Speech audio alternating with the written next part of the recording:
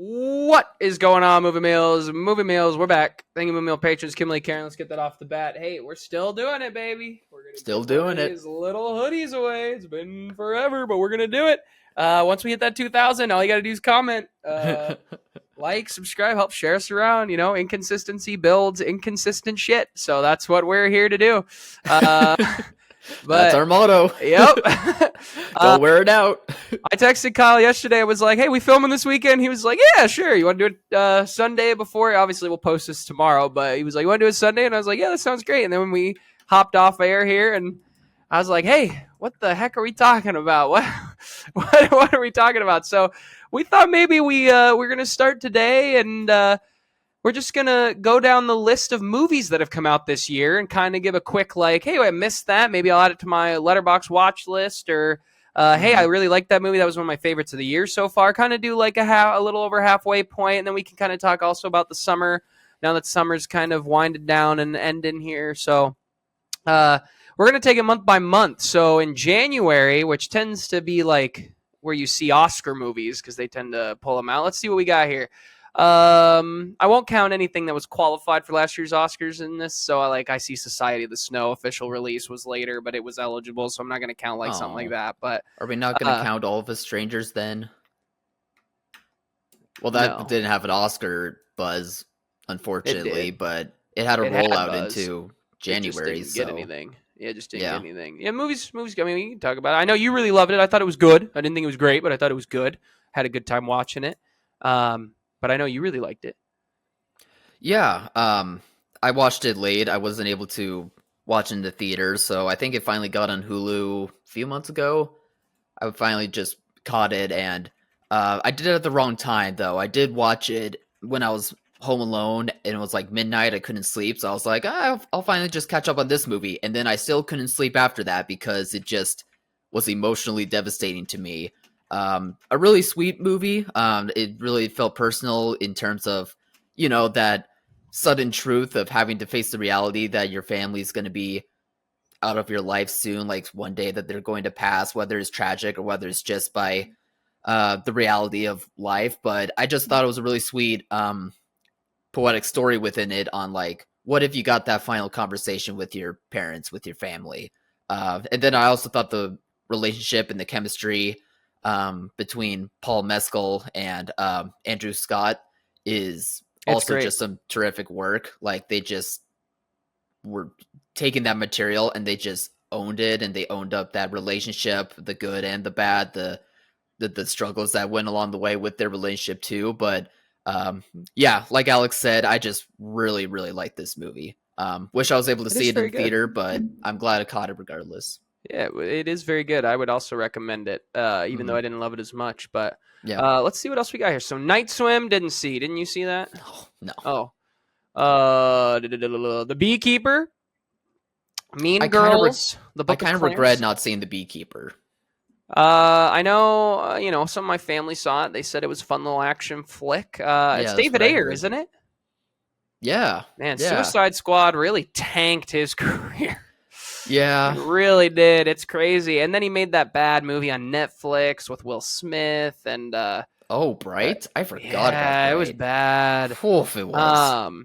Goodness. But I did hear The Beekeeper was good. Mean Girls I heard was not great. The Book of Clarence I heard was really good. I wanted to check it out, just never kind of got a chance. I think it's on Netflix now. I thought I saw it pop up there. Maybe one of these days. Yeah. You saw ISS, didn't you? That came out last year or this year at the beginning of the year. Yeah, I think that was one of my first watches of the year. It's a fine fictional space movie, not in terms of like sci-fi, like it's more realistic in terms of aliens. No aliens. Oh. Yeah, but it's more realistic, but there is like a hint of intrigue in terms of the plot being surrounded by these astronauts who hear that there might be a war going on Earth, but they can't tell if it's like the US who started it or Russia who started it, because the US astronauts are teaming up with Russian astronauts at the time. So now there's just like a conflict of who to trust, who not to trust, and it's working at that angle. Some of it works, some of it doesn't quite work, but I did think the special effects were pretty good despite, its modest budget, I would imagine. Nice. Fine space movie, but Yeah, just not something I'm totally remembering. Yeah, I didn't watch it. Mhm. That's pretty much it for January. February started with Argyle. I did not see Argyle, and it's also sad that Matthew Vaughn has kind of struggled over the last handful of years with some of his movies. I heard the movie wasn't very good, hit at a wrong Ooh. time, wasn't able to see it. Uh, but yeah, ever since he made Kingsman, he kind of popped off. He made First Class. Everybody was like, "This Matthew Vaughn guy's awesome." And then Kingsman 2, was a step down, but it wasn't horrible. But then ever since then, and he did Kick Ass too, I think, didn't he? He did the Done, first one. I yeah, don't think he did the second one. he's made a lot of really great movies, but it's kind of crazy how he's kind of dipped off too. But Yeah, yeah, I didn't yeah. see it. I do hope he finds his footing eventually. Because I do like some of the qualities when it comes to his work, but maybe it's just one of those cases where he just kind of steers too close to the sun. I mean, it kind of seems like he was banking on the Kingsman franchise a bit too much at the time. Some of his qualities that work for something like First Class or Kingsman don't quite work in like the grand scheme of things with his other movies. I guess Argyle being a good example. So yeah, hope he figures it out. Hope he, there's always a comeback story, right? So maybe it's his. You just Never kind of know. flip them around and put them in for another 10. I've got potatoes cooking. Oh, I was guessing Wayne's. No, meal prepping for the week. Right on. Back Right to work. on. Hmm. Yeah. Then I know you saw Lisa Frankenstein too. I didn't see that one. Yes. You like that one? That came out in February. This movie deserved more love. I'm very Yeah. upset that not enough people saw it in the theater. Yeah. I'm not saying it's great, but I do think it's better than it deserved to have in its theatrical run, at least. I just thought it was cute. I thought it was quaint. I liked some of the gothic aesthetics that were going on, but also still playing up with the Romeo and Juliet love story of it all. Very funny too. I do remember that movie being really funny in there too. So Nice. yeah, if people haven't been able to watch it yet, please check it out. I do really recommend it because it is a cute movie that leans into like horror comedy aspects. And it So was yeah. directed by Zelda Williams, I believe, Robin Williams' daughter, and that's always cool. So I didn't see it, but might put it back on Hmm. the list just for that and Kyle's kind words towards the film. I do Uh, think the writer is also the one that wrote Jennifer's Body, which is kind of becoming a cult nice. classic type movie. Jennifer's So Body's a if fun little flick. yeah, so there you go. All They were a right, good all right. team there. Well, then we Hmm. moved on to this year's Oscar winner, which was Madam Web and Bob Marley Mm, One Love are the two movies that came out. I actually had some hmm. interest in Bob Marley when the trailers first came out because I know the guy who played Bob, I believe it's Jason Norton. He he was in the Barbie movie, so I was excited for that. But then I heard the movie was just meh, so it kind of dipped on my radar, and then I just ended up missing it. Madam Web, I've had about 4 opportunities to put that on an airplane, put it on somewhere here and there, and Ooh. never went and did Oh, it. No, I'm saying gotcha. I had an opportunity. It's been Hmm. that movie keeps popping up. It's like, hey, you want to check this movie out? #1 on Netflix, and it's like Netflix, you're clearly lying.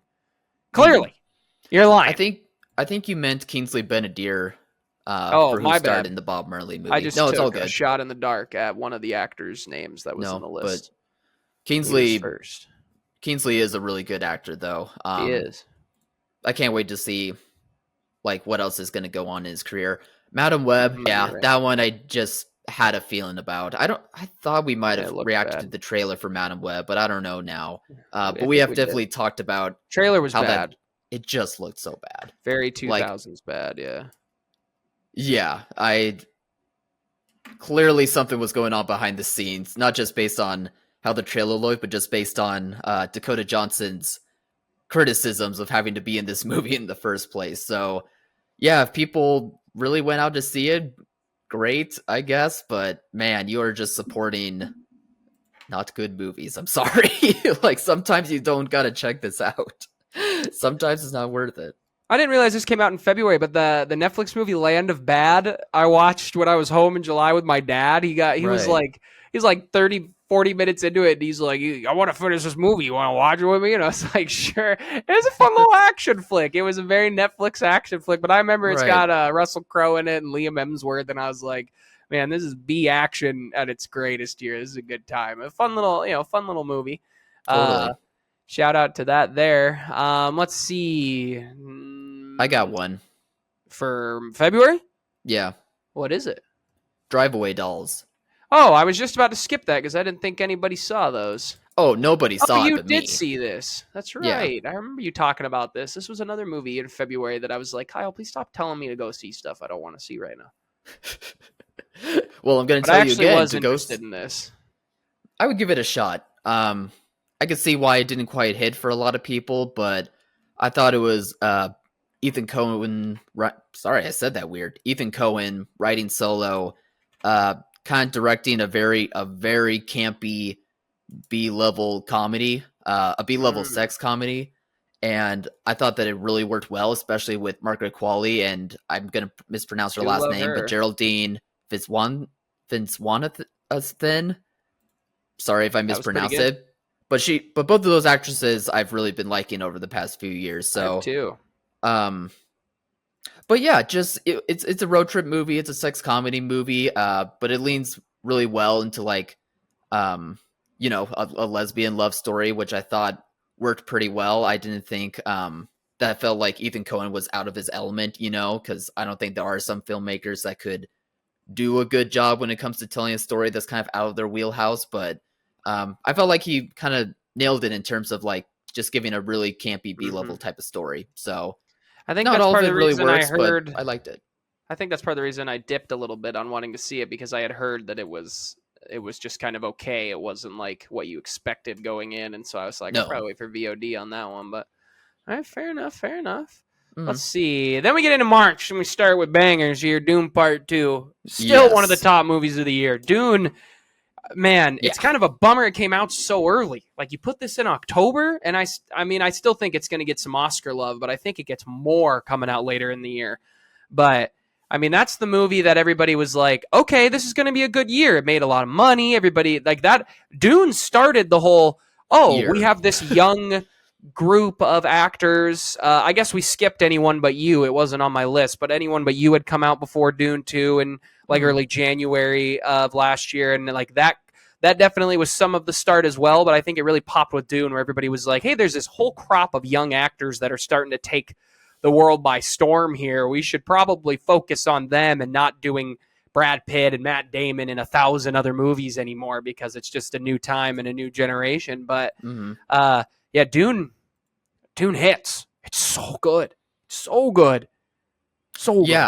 Yeah. I mean, I absolutely agree with that. I think it's been a few months since it passed, and I've gotten to think about it more, but I do think Dune 2 made me appreciate Dune 1 even more. And I think Dune 2 is kind of the stronger movie compared to Dune 1. But I think a large part of it, too, is because all of the heavy lifting kind of got out of the way in the first movie. And Dune 2, I felt like I was finally able to, like, feel like I'm being sucked into this world a lot better. I felt like I was able to enjoy, like, the interactions of the character more so than, like, the backstory and, like, you just wanted Zendaya, the history of the worlds that we're dealing with.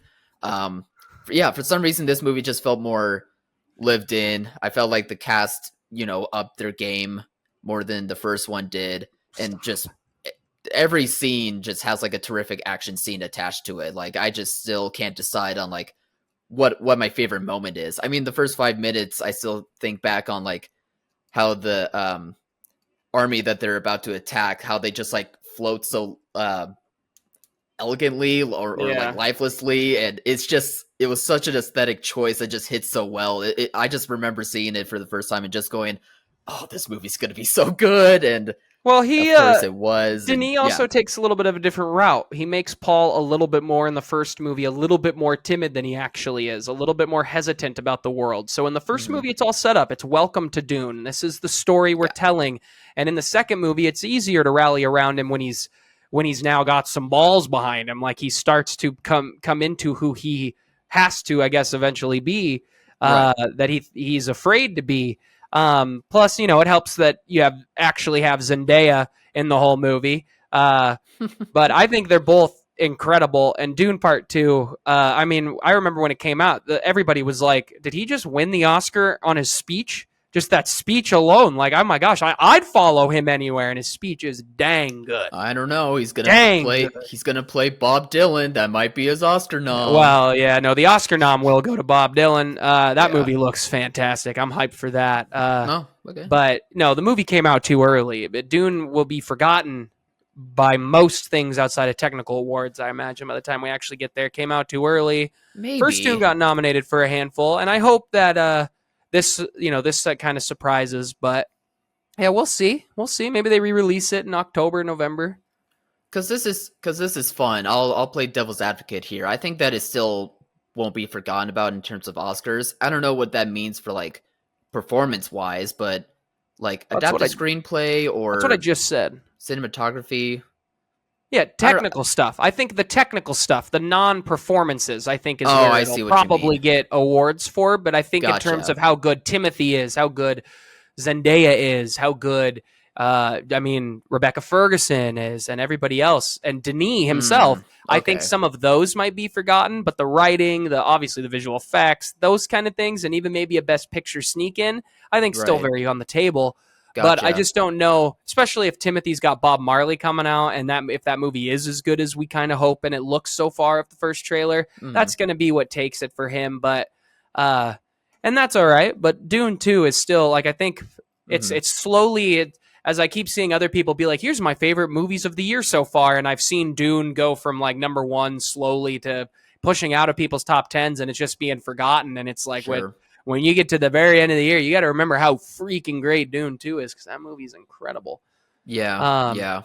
Well, it's always hard for the genre stuff, no matter what time of the year it is, to like get a nomination outside of the visual effects. You know, even if this was in October, I'm not too confident that it would have really nailed down those acting nominations, for example. But that's not to say that they aren't great performances, especially Timothy. They're really good. He steps it up. Like, I think for a lot of general audiences, that's one of those performances where they go, "Oh, this guy's an actor.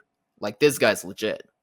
Yeah, I always liked Timothy, but did not love him, and I didn't think the swooning over him was fully valid until Dune Part 2, because I think he played similar characters. He didn't show as much range, and now he is starting, I think, to really show how strong of an actor he is. Sure. So, yeah. Give me 1 second here. I wanted to look something up here, but maybe I can't find it in time. I wanted to see how many. Yeah, maybe I'll rewatch Dune again one of these days. Yeah, because Dune, the first one, got nominated for 1, 2, 3, 4, 8, 9, 10 Academy Awards. Okay, that's pretty impressive. Visual effects, score, cinematography, editing, costume, picture, sound, production, makeup, screenplay. That's probably what I imagine it hitting. I just think Dune Part 2 is strong enough where you can make a solid argument for Timothy and Zendaya.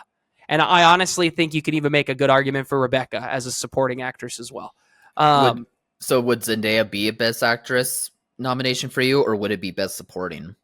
Out of curiosity. For me, she would be. For me, she'd be lead, but I think everybody else would view her as supporting. I think I'd fall in that camp then. Yeah. Yeah, but you guys are dumb. But these will be, I think, the I think it'll get around the same kind of love. Yeah, I'd agree with that. I forgot how many nominations it actually got. Like, what was that? 8, 9, 10? Like, 10. That's really impressive. And following that in March, it was Kung Fu Panda 4, which had some success, and then they had the little horror film Imaginary, and then there was not much for another week. They really let Dune flourish, because then we just had Arthur the King. There wasn't there wasn't much. What, Arthur Love the Lies King? Bleeding? Where? Well, I'm not there yet. Oh, I thought that came out that same weekend. Oh. For which one? For Kung Fu Panda? No, Love Lies Bleeding. Yeah, which weekend? The one with Arthur the King? Yeah. It doesn't say that here. Weird. Doesn't say that there. Let's see. It was in March though, that's for sure. I thought it was that weekend for some reason. Google says May 2024, ma'am. That's wrong.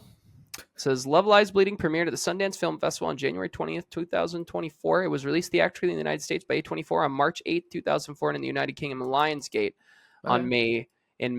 March 8th is way ahead of this. So that would have been, that's why I didn't see it, because it was with Kung Fu Panda. I moved a week. Kung Fu Panda was the following week after Dune, along with Love Lives Bleeding. Mm-hmm. And Love Lives Bleeding is great. It's an awesome movie. It's definitely, though, like, it's not a powerhouse. The powerhouse movies that studios are hoping to rake in hundreds of millions of dollars. Clearly, they respected Dune not to put any movies very close to Dune, is what I was getting at. Love Lives Bleeding, good catch, because Love Lives Bleeding is very, very good. Loved it. Yes, yeah, I loved it too. I want to make sure I got this actress. Yeah, Katie O'Brien. I can't wait to see what she's about to do. Well, you clearly didn't see the movie of the summer, because she's great in Twisters. No, she is great in Twisters. Yeah, I do wish there was more of her in Twisters. That's for sure. I wish there was more of everything in Twisters. Yeah, I wish there was more of everything. Why only sell more tornadoes? But yeah, just Love Lies Bleeding, just a gross. You feel gross watching the movie, but yet you love Kristen Stewart and Katie O'Brien's they're great. Great chemistry. Relationship along the way. Their chemistry is just Ed Harris is great too. Ed Harris has always been great, but he's a great villain role in that. Yeah. That movie rules. Go check it out. It really does. But yeah, that's pretty much it. Mostly for March. Ghostbusters Frozen Empire came out. I know, Kyle, you saw Immaculate. You were a big fan. I liked it. Yeah. Yeah. Did not Sydney see Sweeney impressed me with that one. She's good. Although it's very similar to The First Omen, which I also caught late. I probably would give it more to like First Omen in terms of like which is the better movie. I was very impressed by the filmmaking in that more than I was with Immaculate, but I think the story was good, and Sydney Sweeney did impress me in terms of like a range within her acting. So I apologize. March doesn't end without Godzilla versus Kong: The New Empire. You kidding me? A banger. I love watching that big monkey pick up cars and throw them at a big old dino. That's great. It's great. It's entertainment. I'll omit myself from that. I don't want to be a buzzkill. Yeah, well, you can't be a buzzkill because everything you say about the movie, I don't disagree with. I just have fun. You just get grouchy like an old man. It's not a fun movie. Yeah, I had a great time. I'm confused. Were you in there with me? No. So it wasn't fun for you. Might be fun for others. Everyone had a great time because you were there, Al. I know how it works. Hey. You brighten everyone's day. Oh, thanks. Well, movie did make, got 100 million. Amount of money. Yeah. Stupid amount of money. Well, people like watching big monsters just blow up shit, dude. It's a good time. Real quick, did you hear of this movie called Snack Shack that also came out in March? Starred Gabriel LaBelle from Fabelmans. Snack Shack? Yeah. It doesn't sound familiar. It was like a teen comedy. You don't really, and it felt like one more of like the 90s, I want to say, if I remember the trailer right. But I don't know. It looked kind of fun, but I never caught it. I heard some good things, but yeah, it's got a pretty good score on the tomato meter. So it sounds like people liked it. Well, yeah, I didn't hear about it. Okay, well, some guy on Google gave it a review. 5 out of 5 stars. See, 5 out of 5. That means it's amazing. Let's see. April had Someone Like You. Didn't see that.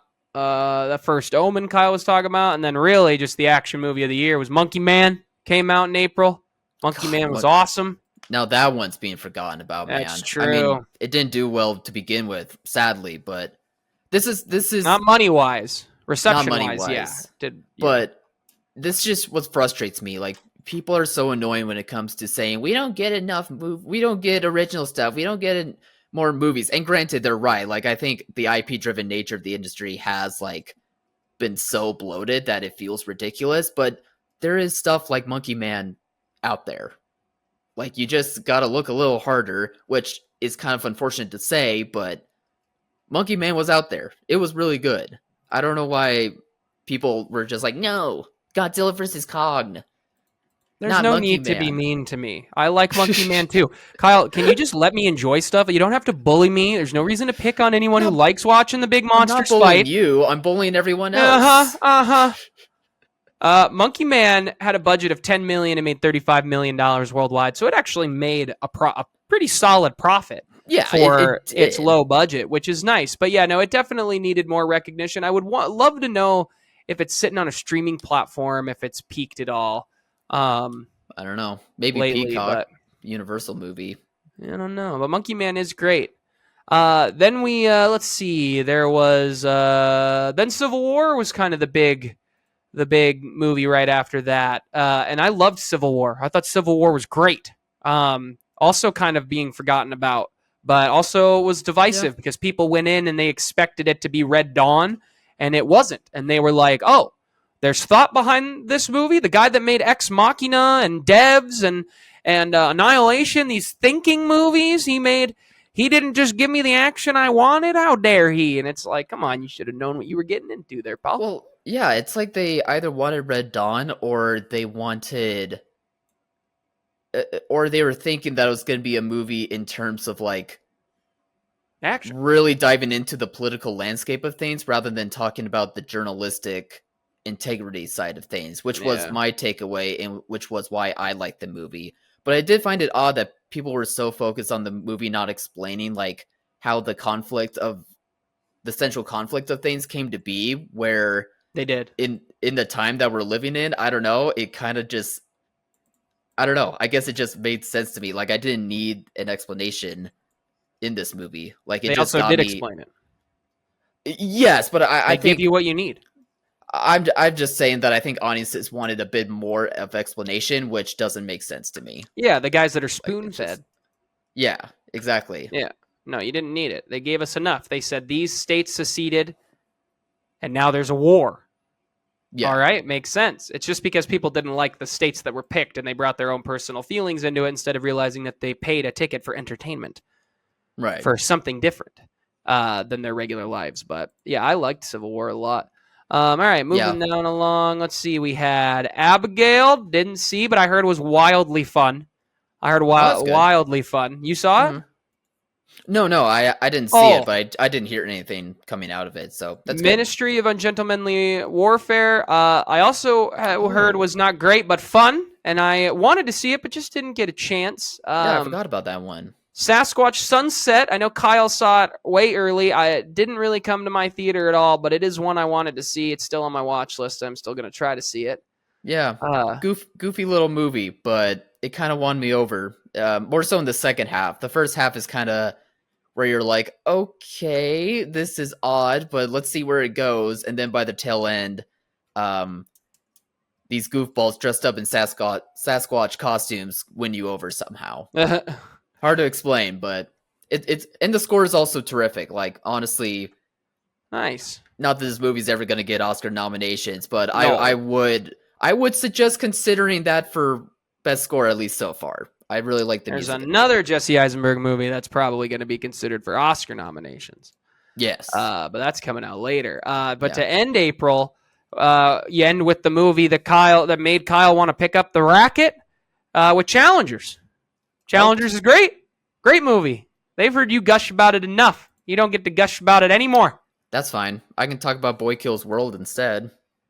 Boy Kills World. When did that come out? Oh, there. Same It came out weekend. same weekend. Yeah. Yeah, I didn't see that. I heard it was bad. It's not great. Oh, why do we want to talk about it? Because I don't Boo. know. Move along. Why not? All right. Sounds I feel like bad you for wanna. Skarsgård. Why? He got his paycheck. 'Cause yes, he gets the paycheck, but I want to see him in good things. Well, it's definitely So- not the movie of his that came out this weekend. No, true. Also, Andrew Koji's in it, and we got to protect him. He's really funny in this movie, but that's like the only good thing I can say about it. Yeah, yeah, I'm not seeing any of that. But then May started That's out. fine. Star Wars Phantom Menace re-release was great. Loved it. The Fall Guy came out. I wanted to see it. Didn't get to Mm-hmm. see it. That's also when I saw the TV Glow came out, and that's another movie I had on my list since the festivals, and I haven't Mm-hmm. gotten a chance to see. I think you saw both, didn't you? Yeah. And you hated them both, huh? No, I like The Fall Guy. A solid action movie. The chemistry between Ryan Gosling and Emily Blunt is the driving force of that movie. Does a lot of heavy lifting for a weakish script, I'll admit, but I liked the vibes with the action sequences in terms of them feeling cinematic, but also feeling staged in terms of like how you would see like a movie set up like an action sequence and how you would see it like happen live versus how you see it like when it's being filmed for like a movie, if that makes sense at all. So I like that it was kind of being a dedication towards like stuntmen and like their work and the behind the scenes stuff when it comes to like action sequences in a movie. I also wish that the movie did better too. It was also another one of those movies like next to Monkey Man where I was curious why, for asking stuff that is like different and not so IP driven, like why this movie didn't perform better, but I don't know. That was also a mystery to me. Wild. Yeah, I want to see. Maybe I did. Did I? No, I don't think I sat down to Fall Guy yet. Maybe I did. I know there's some movies I keep forgetting about. Let's see. May had Kingdom of the Planet of the Apes. Awesome, Mm-hmm. awesome movie. Great Yeah. addition. Yeah, I liked it. Yeah, there were a couple other kind of small stuff that came out that time, and then this is when. Let's not forget. This is when people said theaters are dying. Okay, Yeah, this is when around that this time. chatter began. Okay, because Kingdom of the Planet of the Apes made money. Didn't make $1 bajillion, but it had a profit. It was a Solid success. 50 million opening, I remember. Yeah, it was a success. Then we move in to later in May where you have If, The Strangers had come out, and Back to Black were the three movies that came out. Okay, and then following that, Furiosa. Mm-hmm. And the Garfield movie. Okay, Furiosa was definitely a disappointment for how much money Mad Max made. I'm curious how much it made. Yeah. It's just odd because I know Mad Max like didn't have a strong opening, but it just, people kept turning out for it to where it made like some good money back. But it was just odd to me that people were suspecting that Furiosa would have like a bigger opening when that wasn't the case previously. And it's been what, almost 10 years since the last Mad Max movie. So yeah, we talked about that in that video of like if movie theaters are dying, and I remember that was our takeaway. Like, why was everyone banking on this movie like being such a big smash when the results of the past movies were otherwise? Like, this is just one of those movies that is cool, but it's a bit too on the weird side for people to like come out in droves. So yeah, the first Mad terrific, Max though. made $380.4 million worldwide, which was a 20 to 40 million expected loss. Mm-hmm. This one was Furiosa, like barely made over its budget, like barely, like a couple dollars at the penny. So, but yeah, it was. But this is when people started doing it. If did terrible at the box office, I watched it, a fun little family film, but it's fine. I'm gonna keep saying this. May is not your time to be doing family movies. Not at the end of their school year. It needs to be when school has ended. I'm with these kids. I know what their parents say all the time, and it's hey, they're not going to the movies right before school gets out. They've got too much stuff to pay for. Yeah, there's graduations. There's all this crazy stuff. Like, studios are just stupid. I also feel like there was too much. People were also setting themselves up for disappointment in terms of like what that movie's outcome was going to be just because it has Ryan Reynolds in it. I don't think Ryan, like, yes, obviously we're seeing Deadpool, like Ryan Reynolds is helping that movie make a cajillion dollars, but I just think If is not Deadpool. Like, it's for a different audience, it's for families. It was never going to be like everyone in droves, like everyone outside of who has a family isn't like going to be rushing out to the theater to see If. They're just not. Yeah, like, If is like a young kid centered movie. Yeah. It's not a movie for teens necessarily. It's not really a teen demographic aim where like the his Free Guy movie was, but they were also banking on Krasinski. Krasinski made 2 movies that made a ton of money in A Quiet Place 1 and 2, and they were banking on his star power, and it just wasn't there. It wasn't existent. And the movie's fine. It's a good little movie. The movies that had come out were good. I mean, the best movie of May was Haikyuu, The Dumpster Battle. I'm just going to be honest with you. It's not even close. I mean, it was fantastic. Hey, Alexa, turn off the timer. I still need to catch up on that show, that's for sure. It's so good. And that movie was awesome. But let's remember, theaters are dead. Remember, everybody said it. They're dying. The industry I love is dying. All the rage bait, clickbait people were putting out, all that stuff. You have to stand by that. Kyle and I were like, let's see what the year, brings. Because now nobody's saying that. Because June hit, not even, let's see, how long is the time here? Okay, so Mad Max comes out in May 24th, releases the weekend of May 24th. Bad Boys Ride or Die comes out June 7th. That's only about, 2 weeks? That's 2 weeks in between. Bad Boys Ride or Die made a ton of money. Really popular. Very popular. I would see it in the trailers pop up in other movies, and people were laughing hysterically at those trailers. There is a huge audience for Will Smith still. There's a huge audience for the Bad Boys franchise, and that movie made a bunch of money. 2 weeks went by, and suddenly theaters, the chatter changed a little bit. You were starting to hear, oh, maybe they're not dead. Maybe we completely overreacted because we're stupid and we really wanted to rage bait everybody. I did not see Bad Boys Ride or Die. I'm not, I haven't really dipped my toe into the franchise of Bad Boys. It might be something I need to do here soon, but honestly, same. That might be fun to do. Watch them all and come back to it. Yeah. And then less than a month later, you get Inside Out 2, a movie that made $1 billion, I believe. 1 billion exact. Didn't even go over. Didn't it? I thought it made $1 billion. No, it did. It did. I'm just being annoying. 21 minutes ago, Inside Out 2 becomes first animated film at $1 billion at the international box office. Not even a month later. We're so back, baby. We're back. It's like you were never dead. It's called taking a break. Inside Out 2 is incredible. It's old school Pixar. It was awesome. It's definitely one of the better movies of the year. If you haven't, you should be rushing to go see Inside Out 2. It's phenomenal. I almost cried. I'm getting sentimental in my old age, but it's relatable to everybody. When they add these new emotions in with anxiety. It's so relatable. It's incredible how good Inside Out 2 was. Yeah, man. Pixar. You haven't seen it. No, but I'm not shocked. I'm not shocked at all that I probably would have cried too. A lot of people have been saying Pixar hasn't been hitting. Their movies didn't do great during the pandemic. Their movies, even though I really like them, Kyle really likes them. Well, they also went to streaming. There was no way to measure how good the movies performed. I mean, it doesn't work quite the same as when you put them in theaters. True. Weird. They did re-release them. No one saw them. Didn't make much. Kinds of Kindness came out in June too, late June, and I really wanted to see it, and it did not. And I was traveling a lot this time, and I think it was only here in my theaters for like a couple of days, and then it was gone, and I wasn't even able to see it. I know a lot of people did see it and really liked it, and I still want to see it. It's I've heard it's not what you would think, and there's a reason that it came out in June and not trying to get Oscar bait.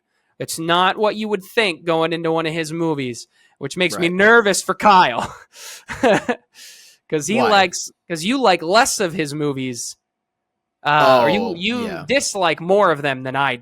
There's only the Lobster is the only one I really don't like. Everything else I've really enjoyed, but you're now on the train, and I hope you don't jump off real so quick. I mean, based on the sounds I've heard about Kinds of Kindness, it wouldn't shock me if this one doesn't hit for me. I still was curious about it because that's the power of Yorgos. Like, even though I don't like most of his work, I still am curious about his work. Like, I still want to be a part of the party, even though I'm not invited. But it wouldn't have shocked me at all if I came away being like, no. The Bike Riders also came out around that time. Finally got to see it after it was pulled.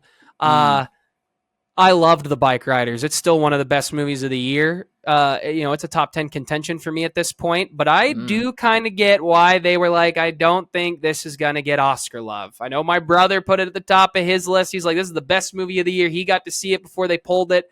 And he was like, this is the best movie of the year. And I think last year was pretty stacked when it came to Oscars. And it was, I don't know if it would have really snuck in anywhere, but it is a really fun movie. It's a really cool movie. I just watched Mhm. Easy Rider for the first time as part of my AFI rewatch. Right I on. want to talk about that too when we finish here. I want to talk about that. Okay. Because and Easy, it reminded me a lot of when I was watching Easy Rider for the first time. I was like, man, I can see where Bike Riders got a lot of its influence and things like that. But yeah, Um, yeah, I think calling this an Oscar caliber movie would be a bit of a stretch, but that doesn't take away from me really enjoying the movie. yeah, it's great. While I like the 70s Americana vibe to it, I really like the uh I liked feeling both like how freeing it was for these group of bike riders to have something like this to where they just feel like the freedom of expression almost when it comes to like the enjoyment of riding their bikes. But at the same time, I also like that the movie also was kind of making them realize that like they had their own traumas or their own demons to work out, and rather than working them out, they instead just focus it all on violence and riding their motorcycles. So Yeah, I like that juxtaposition of what the movie was juggling within it. Um, yeah, nice Jeff seeing Norman Nichols. Reedus Yeah, in a movie. he does a Made great me job in that happy. movie too. He pops. Made me happy. Um, but yeah, I liked the cast. I liked everything going for it. I thought the sound in this movie was especially powerful. Watching it in the theater like really helped with my experience of it. But yeah, in terms of like what his chances for like awards would have been, I don't know. I'm not quite sure if it would have been able to do it even in a weaker year. So Maybe it in a makes a little weaker sense to year, me. but yeah, I'm with you. Mhm. Then we had Horizon, the American Saga, and A Quiet Place came out. Really liked A Quiet Place. Didn't see Horizon. I know you did, and you liked it apparently. I've talked about Uh, it before. We don't need to dwell on it. yeah, I honestly don't want to. Despicable Me 4, I didn't see. Haven't seen the last two, but this made money. I heard it was Mhm. kids still love this franchise. Let's see. Yeah, And we're into July now. Long Legs came out as well as Fly Me to the Moon. I didn't see Fly Me to the Moon. I wanted to. it's a cute Kind of movie. went and forgot. Long Legs is incredible. Mhm. It is so good. We've gushed about that recently. Long Legs is so good. It's Have really you? Sorry, you go. what? No, you go. I was just gonna ask if you talked about Maxine before. I don't remember. Did I get to Mag? Did I pass Maxine's debut? Yeah, because I was just so it excited came for out with Twisters. Despicable Me. I mean, we See, can get to Twisters too. on the site I'm looking at, they you mean Despicable Me 4? Huh? Okay. Yeah, Maxine Uh, I don't even see it on this little spot. definitely came out in 4th of July weekend. No, you're probably right. I mean, Yeah, I'm not disagreeing with you. I'm looking at Movie Insider and they highlight the bigger movies that come out, and they usually put some of the other ones they don't highlight, but I don't right. see it anywhere. But it probably popped up. Yeah, I liked Maxine. It's the worst of the three in this little trilogy, but Mm, it's pretty good. mm, Uh, okay. yeah, no, I liked it. Long Legs is incredible. We're kind of catching up to where we're at, and then we had this arguably the best movie of the summer with Twisters. It's one Ain't no way. love in Oklahoma. Like I don't 50 even like cowboy hats country. just appeared I'm not even a big over country your guy, head. and I have just wanted to put on a cat, play a little Ain't No Love, Luke Combs, get in a truck, and go chase a twister. Are you kidding me? That movie's awesome. It's awesome. It was so fun. Hmm. That movie was great. Twisters made money too, didn't it? Yeah, I don't know if it was I don't know if it was a buttload, but it was a smallish buttload, I think. If we A measure it based on the butt smallish scale. buttload, he says. Yeah, you know, Let's that's a good see. indicator, right? I did like Twisters. Twisters too. That was a trip. It generated $241.7 million. Oh. at the United States box office. Combined, it's made over 800 million. Apparently, just some of these reports are saying, because it just came on VOD, that it's made quite a bit. Had a budget of 150 million, Kyle, and it's made over 800 million. I think we can say that's a pretty big buttload there, pal. All right. Okay? All right. Don't you ever underestimate the power of a twister. All right? Next, I want twisters on water. I want twisters in the air. That doesn't even make sense. I want twisters in space. I want twisters everywhere. Give me Glenn Powell. Give me Daisy. Let's just do it all. Mm-hmm. That is her name, right? Daisy? Yeah. Yep, Daisy Edgar Jones. She's also, Twisters came out and suddenly the reports studios have added Daisy to their little list of actors that they really want to work with. And I was like, yeah, no duh. You should have known that already from that really good Hulu movie with her. Kidding me? Mm-hmm. Oh, she's awesome. Yeah, that movie is so fun. I saw that the day before I flew home for vacation by myself, and I've never loved a day more in my life. And then moving back to, and then you were traveling back to Montana, right? So you're like, I'm going back to Twister country, and we're like, no. If you had $1 for every time you heard me say to somebody on my trip home, Twister slaps, you'd have quite a bit of cash. Okay. You'd have quite a bit of cash. You'd have a small buttload of cash. You would. Sure. I think this is a good point to stop. We've talked about Deadpool Wolverine. Dee did come out. I know that's gotten a lot of praise. I've really wanted to see it. Didn't get a chance to go yet, but it's top priority for me. And like Trap, we've already talked about. And so Borderlands, neither of us saw. I did see Cuckoo. Haven't talked about that. I really liked Cuckoo. It's my kind of weird, fun, engaging story. I really enjoyed Cuckoo. Hunter Schafer's a star. Yeah, Alien Romulus 2, I guess I haven't talked about. That's the most recent movie I've seen. Kyle hasn't seen it. That is also my type of Alien. It does get a little weird at the end. I know everybody was saying like it didn't work for me. It did work for me. The last 20 minutes is crazy. That lasts about 30 minutes. It starts to dip its toe into the hot tub that is weirdness, and I'm all for it, baby. Interesting. If you've seen the movie Men, like I have, then there's nothing you can, nothing hits you anymore. So nothing Alien Romulus could prepare me for any, because I've already seen it. Okay? I've seen it all, thanks to Men. But yeah. Did you, yes. Well, I don't, we don't need to talk about it. Never mind. Say it! I was going to ask if you liked or disliked them bringing back, I forget the actor's name. Yeah. That's been a big point. That's been a big point. I can't remember his name either. I think that was a big part of the reason why, from what I've heard in reviews, that people disliked the last Ian Holm quarter as Ash, as the character of Ash. They brought him back. A lot of people weren't happy about him being brought back as CGI. I'm going to be honest. I thought they built an animatronic. I didn't think it was CGI. I thought it looked really good. So when everybody was like, the CGI looked so bad to make him his little robot animatronic, I was like, maybe this one got me. It got me. I thought it was. I thought they built it. But it had the blessing from the family. And to be honest, no one opinion matters other than the families. That's the opinion that matters. I'm not necessarily saying I'm pro all this stuff. I'm not saying that, because there's a lot of this stuff that rubs me the wrong way. But at the end of the day, it's none of my business, because it wasn't my grandfather, it wasn't my dad that I was signing off on. It was somebody else's, and you have no right to speak on somebody else's family like that. Did it rub me the wrong way? No. I giggled in the theater and was like, oh, that's cool. They're paying homage to a character. And I know that Freddie has come out and said that was a big reason they chose that character, is because they didn't feel he got the love he's deserved in the franchise. And I know I think a rep for his family came out and said something similar, that it felt like the Alien franchise kind of kept bringing a lot of people back, but they wouldn't bring him back, and they didn't really bring him back as much. And so I'm all for it. Okay. But before we sign off, I want to touch on this.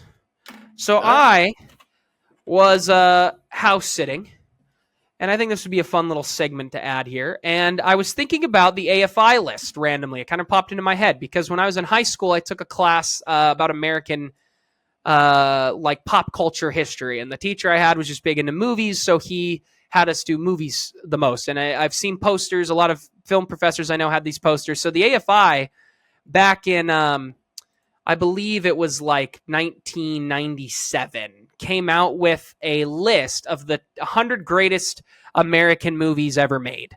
Mm-hmm. And I had seen a handful of it. I've known the list has been out here for years, obviously. But in 2008, they redid the list and they moved movies around after revoting. I know the voting was 1,500. On their site, they say it was like 1,500 film critics, film historians, and that's very important. So I was just thinking, I was like, it would be kind of fun because there's so many movies on this list. And our movie club, Kyle and I are in, we watch a lot of foreign film, and rightfully so, awesome. Like we've seen so many incredible movies, La Haine, movies like that are just brilliant. That I was like, there's a lot of movies on this AFI list that, people are saying are the 100 greatest American movies ever made. So I was like, I'm going to watch them and I'm going to re-rank them. I'm going to re-rank the 100. So I can't take them off the list, but I can redo it. So I have been doing that. I'm like, I've got my Letterbox pulled up here. Let me, I'm trying to go descending order. A lot of the movies you got to rent, handful are on streaming. So I will skip around. I've skipped a handful that, I got to wait for a payday, even for $4 just to rent the movie or something like that. So, this is the old list. I want the new, I'm doing the new list. Right. So I want to get the old list, the 10th anniversary list that they did. Whenever you complete it, though, like that would be a fun episode just to listen to your list and we talked about some of those movies. I was going to go through some of them right now. I'll go through how many I'm at now, but for sure when I finish can kind of re-add it. So way cool. On the list, when you download it, they will tell you where movies were ranked in 1997 and then how the change went as well. So there's a handful that I had already seen from just our movie club and stuff like that. So I've seen right now 19 out of the 100.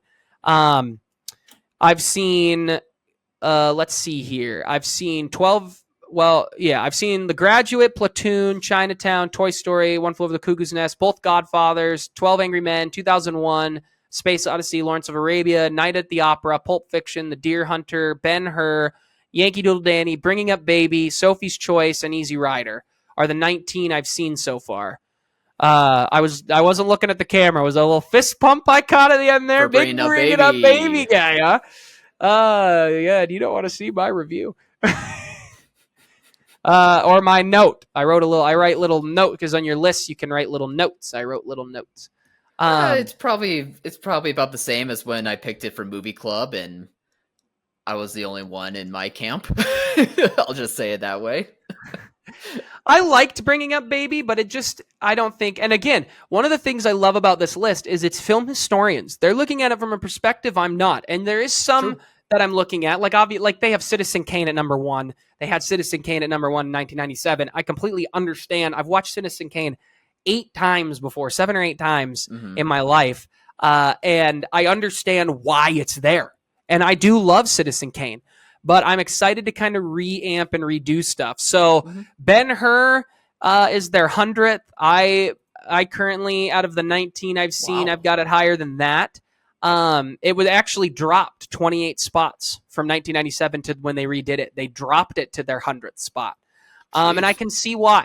Very religious. It does have a very strong religious message. And I did not know that, funny enough, going into it. I wrote that in my review.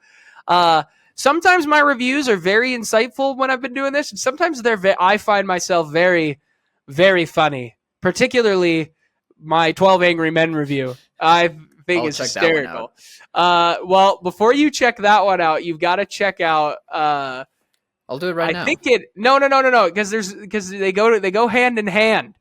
There's 2. I gotta find it. Which one did I watch right before? I gotta go to my diary because I wrote the reviews to go with each other.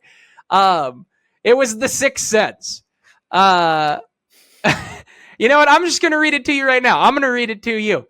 Yeah, because I did comment about it. So I don't think that if I had Sixth Sense on the list, I might have. Did I say Sixth Sense?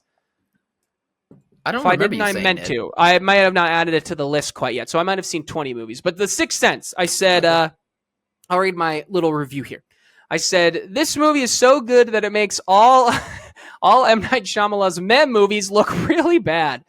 Like, this is so good. The twist isn't even the big twist, but still low-key holds up. This movie's great. And then I said, because I know no one's reading these reviews, and I know nobody knows I'm doing this. So I wrote, now don't clench those butt cheeks yet. Because, yes, watching The Sixth Sense is part of my AFI rewatch. And yes, I think it deserves a spot on this list. The lower half of the 100 list makes sense to me.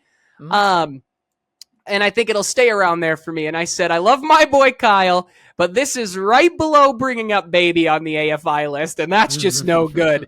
This, as I'm typing this, is Bringing Up Baby the worst movie on the AFI list? Guess we will find out.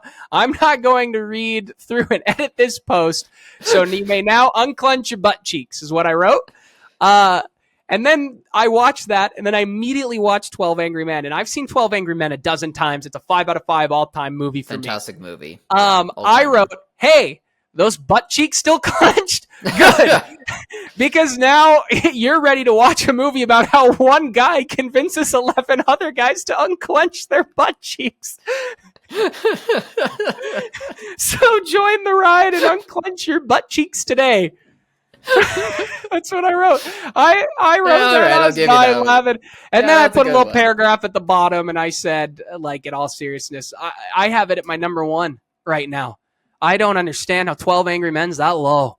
They have 12 Angry Men at 87, and it wasn't on the list the first time they made it. And I don't get it. I'm not sure there's a better movie that exists in terms of acting. I think it's just like, it is so relatable to today. It's so impactful, and it's all in one dang room. Exactly. The blocking in that movie. Good. Incredible. Yeah. It's so good. You never lose attention. Yep. It's a movie from what? When did it come out here? 12 Angry Men came out in 1957, and you never look away.